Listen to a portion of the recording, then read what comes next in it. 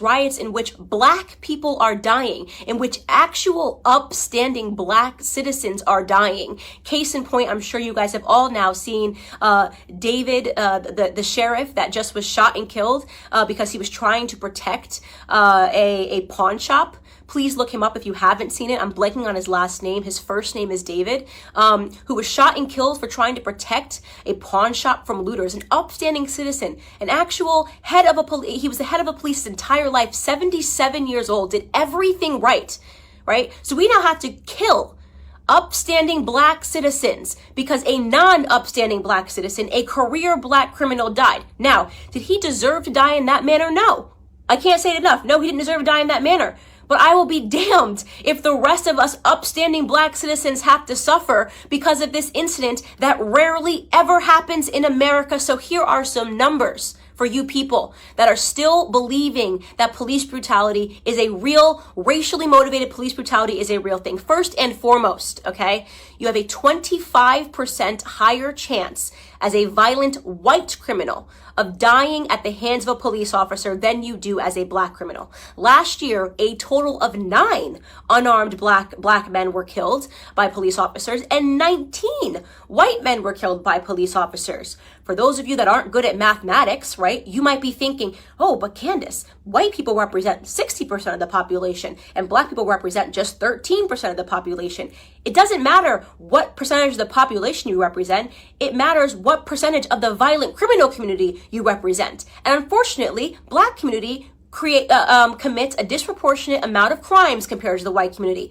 Let me tell you, 6% of the population, right? Black men, 6% of the population account for 44% of all murders in this country, according to 2018 statistics.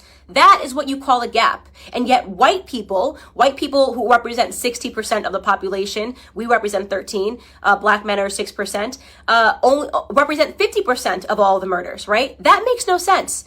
That makes no sense. A 6-point variation in a community where we are extreme minorities. We commit 50% of all violent offenses, evenly split, and we're only 13% of the population, okay? So we have a lot more encounters with police officers. And don't say the police officers are coming around because we're black. I'm talking about violent criminals. I'm talking about murder, 44% of murders, okay? You want to talk about real statistics? The police officers have way more to be fearful of in the black community than the other way around, okay? We commit, on average, a police officer is 18 and a half times more likely to be killed by a black person than the other way around. Okay, so this entire narrative is complete smoke and mirrors. It's all made up. It's just election fodder. It's white versus black because it's an election year, not because black Americans are suffering at the hands of police officers more than white Americans. Do some police officers do the wrong thing? Yes. I don't think there's anybody in the world who has not encountered a police officer and thought this person is an absolute jerk who is power tripping, whether you are black or white. We know they exist. And we know they're always going to exist, by the way, because they're human beings. And sometimes human beings suck. In fact, if you want to attack a community for accidental slayings or brutality, did you know that doctors accidentally kill 250,000 people every year because of mistakes? Did you know that there's been doctors that have been arrested for being serial killers that just were killing people because they wanted to? Do we protest and boycott doctors? Do we assume all doctors are horrible human beings because some doctors are? Or do we realize that society is not perfectible? People suck in every profession. It is no excuse to paint society with a broad brush. It is certainly no excuse to accept a Democrat narrative, okay, that black people are being disproportionately hunted down by police officers because of the color of their skin. Okay, so Candace Owen, she's a little bit aggressive and way ahead of her time. So I think it's hard for, other black people to hear what it is she's saying because she doesn't really have any sympathy. I think she should try to have a little more sympathy because it's hard to break these cycles, whether you're white or black. When you grow up in violence and, traumatic settings without a foundation of faith and love and all of the great things you need to have a leg up in this world, and poverty especially. When you grow up in these situations, it's so, so hard to break that cycle, you know. You end up having a kid, and you end up lashing out, and you don't know how to control your anger. You haven't learned any of this stuff for yourself, so you're just going to raise another person in this world that doesn't know how to do those things. And we have to be sympathetic towards people in these situations because, yeah, it's really hard to break that. It's hard to distance yourself from that and start thinking clearly. And you have to have confidence. I know myself, I've went into interviews, and the ones where I had confidence, that's how I got the job. If I went in and I felt flustered or scared or inept or unsure of myself, I didn't get the job. It was cut off pretty short, They can tell. But I'm trying to be open-minded, so I have to consider in some of those interviews where I so easily got the job because I was well put together and confident, and maybe even you could say pretty, because that sometimes helps. You got to work the room. You got to know who you're dealing with. I've dealt with women before that I could tell just hated me because I was pretty and young. And I've dealt with guys who seemed to, they liked everything I was saying. And what if I were black? Maybe they wouldn't be as interested. I don't know. Some of them, maybe not. So, there's always that possibility, of course, racism and people's biases, people's preferences. Candace also mentioned Floyd, his criminal record, which the media, no one wants to talk about. It's almost like a slap in the face.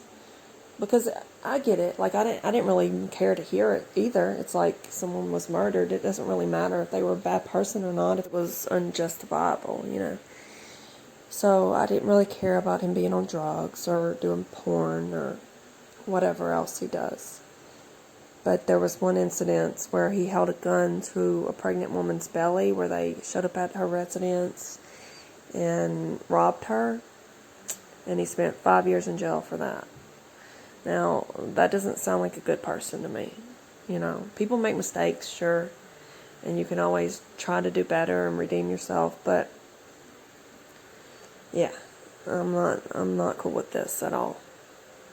But this also makes me question these agendas that are, because this isn't all organic.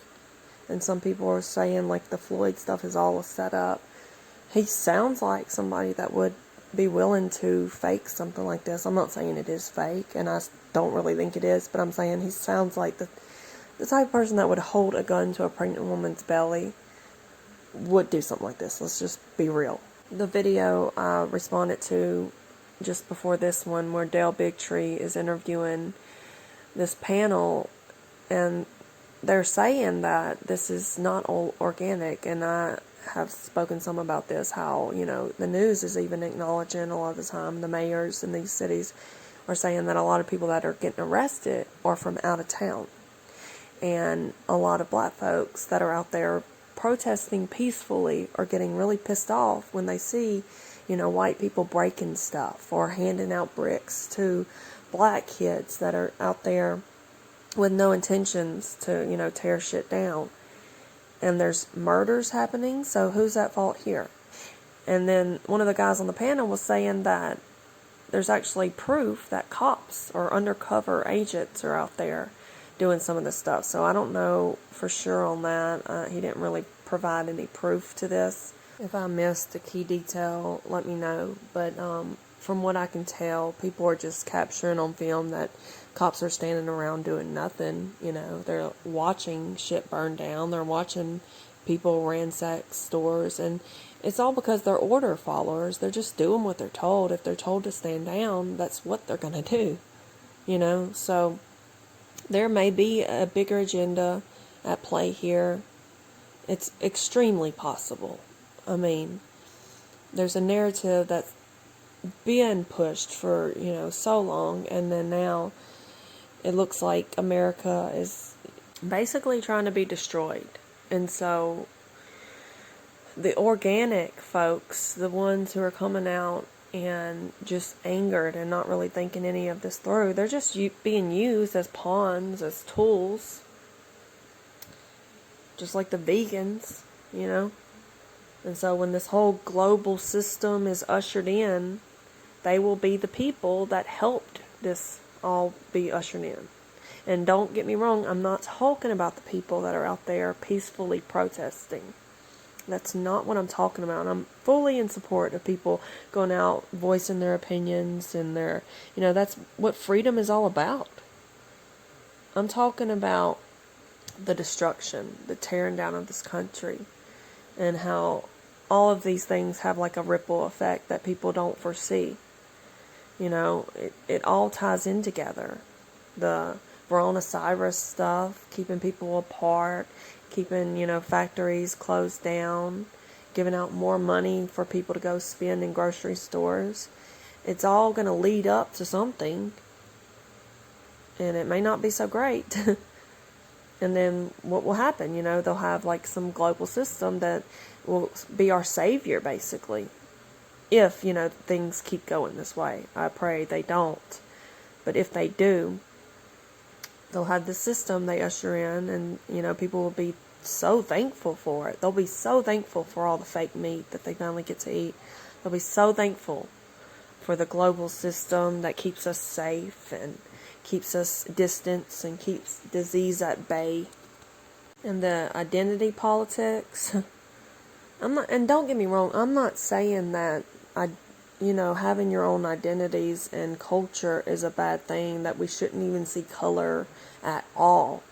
No, of course, that's what's so amazing about America. It's like the melting pot. It's where we have so many different cultures. So we're tribal as humans. We have our identities and culture, and we can relate better to people who are more like us and share the same beliefs and all of that. That's great. I'm just saying, don't let it define every aspect of your life. You can acknowledge, that these things are still present, and they are. Now, we can debate all day about to what degree that is. You have to comprehend this, that these beliefs are literally shaping your reality.